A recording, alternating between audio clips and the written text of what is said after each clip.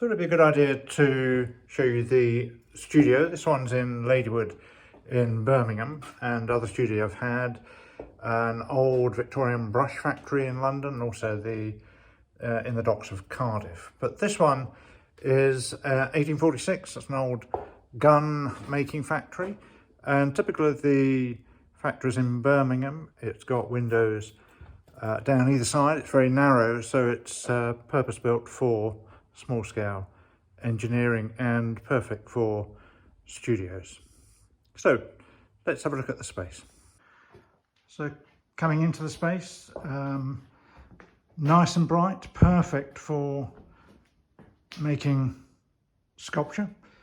I'll talk through these individual works shortly, but just to show you the space, this is a little storage area for lots of bits of equipment and materials, objects that I've collected, which are invaluable in terms of making the work. So you fairly good idea of the scale of the space. This first piece, Back in 4 Minutes, identifies some of the themes that are consistent in the work. Invariably about time and element of humour. We've got Back in 4 Minutes, which is essentially quite notational, memorialised in this etching into a brass block. So quite dark, as well as an element of comedy. Bringing two things together, it tends to be what I do. Often kind of an interesting conjunction in this piece, which is called Hardback, which is a kidney dish, a dental kidney dish, which is inserted into this book. Looks a kind of bit like a downturned smile, but there's a sense of a kind of poetic detonation, which is kind of what I look for when I bring objects together such as this. Invariably, it's very simple, very economical. There's one cut in the case of these two pieces of work, and a kind of action of welding objects that kind of belong in some way. This one, a Chinese tea drinking mug with a lid, kind of just squeezing into the corner of this stack of kind of office paper. It's almost as though the heat of it is melting this as a slab of butter, but also it has other connotations, which leaves it quite open in terms of reading, which is what I like. I don't like to often be too literal. Some combinations are easier to read than others, but sometimes for me it's about something being just enough. On the shelf here, this series you could say was related, not necessarily consciously, but to the COVID and the lockdown. This piece of work is called Uncertain Welcome, a piece of rolled up coconut matting with a boot where the toe, that particular detail I like, but the toe being squished and upturned, which is significantly more interesting than if it was just a boot balanced on the roll. In some ways the problem solving was to how to get that toe so it stayed pointing upwards. But again, very simple, quite playful, very economical, and in some ways a serendipity of these materials coming together and sort of speaking to each other. This one is very simple, which is a Red Cross box, first aid box, which I've cut right down the centre on one angle, splitting the cross in two. I don't know if you can see the the second half of it there. So it's a kind of fracture re-splicing back together again, but in reverse, which is kind of comic, similar to some of the other work, but potentially with darker undertones as well. Deliberately quite historical. A lot of the materials I work with and the objects have some prior life to them, and that's important to me, that they've existed in the world for some time before they come to me. And this one is Fragile in its title, and the label, the tape that surrounds the box. I think it was an Amazon package that I might have bought. And I was interested in just doing something quite understated with this, which is this sheet of glass, which is invariably fragile itself, just slotted into the box, but it's oversized. It just hangs in that space, just away from the floor of the box. So it is holding it in a very fragile way. And this is an example of a piece of work which has taken a long time to reveal itself, to come together.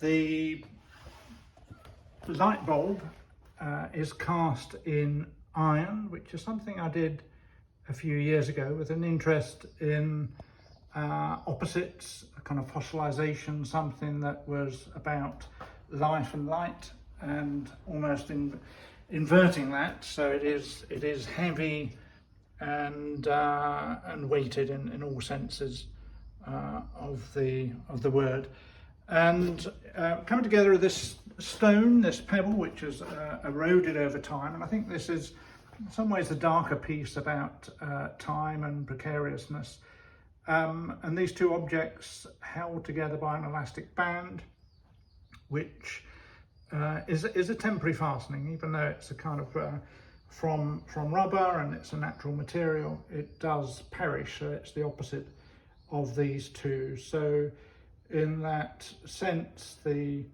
material perishing potentially then breaks these two apart. The bulb will roll off. So an element of the humour here is quite dark and understated. Next to that one, and this isn't necessarily, this wouldn't be how I show the work in relationship to each other's. I mean, it's been fairly loosely curated. Piece of work just simply called Lost and Found, which was the bringing together of two things that are related, which is a boot jack, which is normally horizontally on the floor, pivoting on the bit of wood that is coming out from the wall, which enables you to slot your boot into this V shape and to take a mudded boot off your foot. But I've inverted it, I've placed it on the wall, and then the bit of wood becomes a shelf for a small shoe tree. In this case, it's for making a child's shoe or boot. And what you have, in a sense, is a kind of mother and child. The mother, which is the boot, holding this shoe.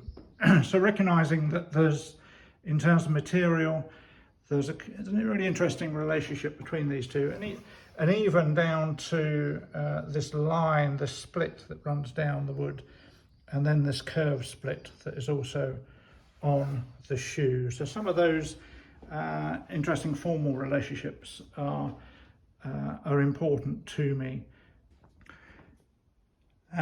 This one's quite a different piece, and is the coming together of this table and this stack of paper. The piece of work is called In Order, which is paper that belonged to my father, I think in the 1980s, that I came across. and clearly there's some desperation for order where it's not really going to be happening, but the hole punch that runs right through all of the paper, quite carefully done, is an attempt at the order. The table itself is very suitable. It's got lots of marks on it that gives it a sense of history that might relate to a school desk. It's in proportion to the stack of paper.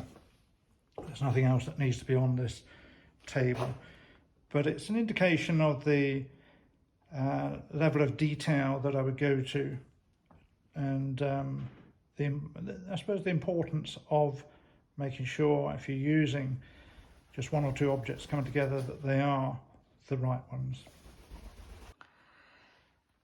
Just a couple more pieces, and this one, a bit like the other cardboard box piece, but a little bit less specific, is the relationship of this curved piece of aluminium and the flaps of the cardboard box.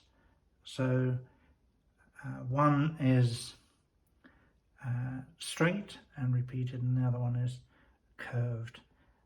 It's as though the two kind of belong together in an opposition, and it's just balanced on the edge at the point of falling off.